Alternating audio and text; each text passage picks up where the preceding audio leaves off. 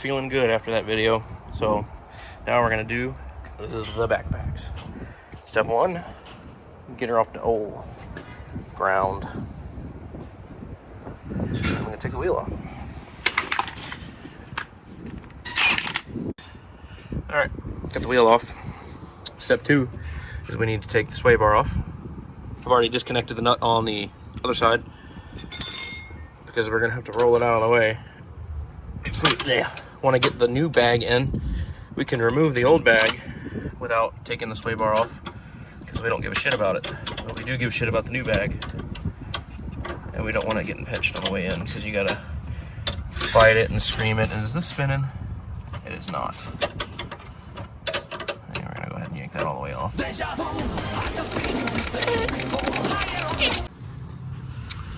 Got our 12. Get on up in there. And you just want to bite her and start loosening. It's a little difficult to do on camera. Make sure you get the angle of the dangle while I'm wrenching. Come on. I'll bite this. Oh, got it. So start hitting it. You don't want, your goal isn't to take it all the way off immediately because it's going to start pooping air out. And you want it to bleed down. You don't want it to shoot off and kill the neighbor's dog.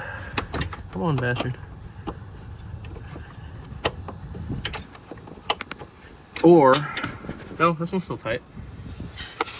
I would have assumed that it, maybe if because I already got the other side down, that it might have bled down both. But wow, they're dropping shit next door. Patience is a virtue. While I was arguing with that nut trying to loosen up so it would drain faster, the bag just kind of sinks. So you can, you know, lower it down to where it's substantially easier to get at, and you don't want to, you know, throw a wrench across the yard because you bought a obscure Korean car with air suspension. There we go. All right, so we got our bottom bolts out. We're gonna grab her. You're just gonna give her a freaking twist because it's a air spring and there's no air in it. So you can wiggle her and jiggle her and push down up here a little bit, get it out of the cup up top. Oh my God!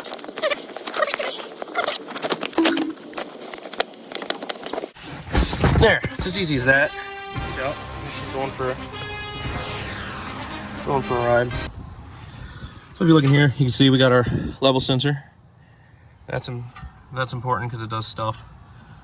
It's a good chance to check out stuff that you can't really see, you know. That's good. So now we got our new airbag, which is over here. You make sure you get your little yellow foam isolator donut. It says Continental on it. Trash. I like Chinese parts. Go ahead and take the new nut and ferrule out, and don't lose that because you can't reuse the old one. I've tried. And I'm gonna see if I can wiggle this in gingerly. If not, I'm gonna need both hands to move this sway bar out of the way because it's heavy. I'll let you know if I have to take the sway bar. Sway bar has to come down. Get you 14 millimeter on your overpriced ratchet and go ahead and lock the head so it doesn't flop on me. And you're gonna undo these two bolts right here. It's gonna be a little tricky for me to do one-handed, so I'm gonna do it. Same on the other side. All right, can't loosen it. Sway bar's gotta come all the way down. And my rear sway bar bolt was a lot rustier than the front, but you don't gotta worry about that. So what we're gonna do now is we're just gonna get our new bag seated in place. You can compress them a little bit, see? It goes kind of nice. Really only fits in one way. You can see it on the bottom. It's got a little thing that'll sit down in that hole, just like so, see? So you're gonna wanna bolt that in to hold it in place. Using your 10 millimeter bolts that you hopefully didn't lose. Oh wow, check these out. Very coarse thread because that's the way Korea does it. So I'm gonna use both hands and thread this in real quick. We're gonna move on to the line now. This guy needs special attention. So this is your nut, and that's your ferrule. You can go ahead and get that guy off there however you see fit, but you need to be careful. We're gonna have to cut this line fresh. Obviously, we don't have a whole lot to work with, and you don't want to crush this. So I would recommend using a nice, tasty new blade that has rust on it because it's that new. You're just gonna cut it right behind where the ferrule sits. So you can take this nut, slide it on out of the way. If the ferrule doesn't come loose on her own, that's okay. Because if you look right there, you see it? I'm joking. You cut it right behind where that ferrule is, and then you've got nice fresh line. But do not shred it, don't kink it, don't even look at it wrong. And we're gonna go ahead and cut that nice and clean. Got our line here. So what you're gonna go ahead and do is slide, I can't show you, but spin and slide this guy on and get it pretty far back out the way. Make sure your line's clean. All right, see how that's nice and clean? You can take ferrule, which I hope you didn't lose by now. And you see the beveled in? See nice and beveled? The bevel needs to face the nut. These are a little stubborn, but coax it on there. Don't break the fucking new ferrule, because then you're gonna have to order it, and you're gonna be very sad. See, look, get her a little bit of the ways up the line, about we'll say, what do you think there? That's probably good. So nice and straight, jam it in there. Jam your nut up against the new ferrule. Make sure that's all nice and seated pretty square, like mine isn't, because I'm kind of on a bend here, but I need both hands.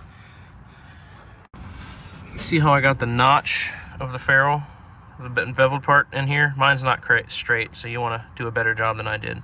But you want that guy resting in there, somewhat flat. And you want to go ahead and start threading this puppy into your new strut, taking care to not cross thread it or otherwise irritate the air suspension gods. I need both hands again, so I'm gonna have to screw that on there. So I'm going to put your little puck on here. Make sure that's tight. You can push on it and see if it leaks terribly. All right, now I went and go ahead and got the other side done so I can put the sway bar back up. And you might want to do the same.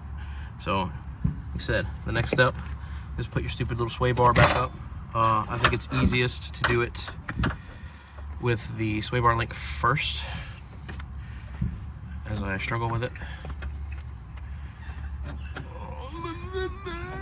My sway bar must be bent or something. I don't know.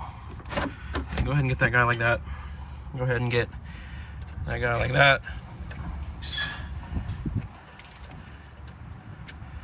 Holy fucking shit.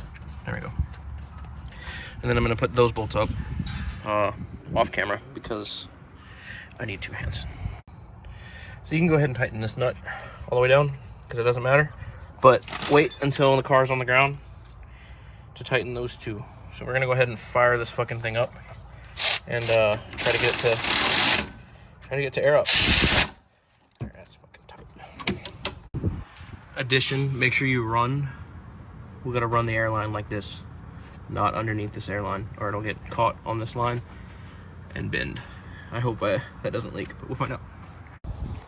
I got distracted, but to finish this up, I put the car on the ground, aired it up with my patented bullshit-o-matic valve 500 that I replaced with the stock one. There's a video up on how to make that. Once it aired up, I disconnected the battery and I'm letting it sit while I clean up, and I'm gonna see if the back sags. It shouldn't. It's at 28.5 inches on both sides, which is good. And then we're gonna reconnect the battery, give it a bath because it's been sitting for a month, and she's good to go. If you have any questions, by all means, leave a comment.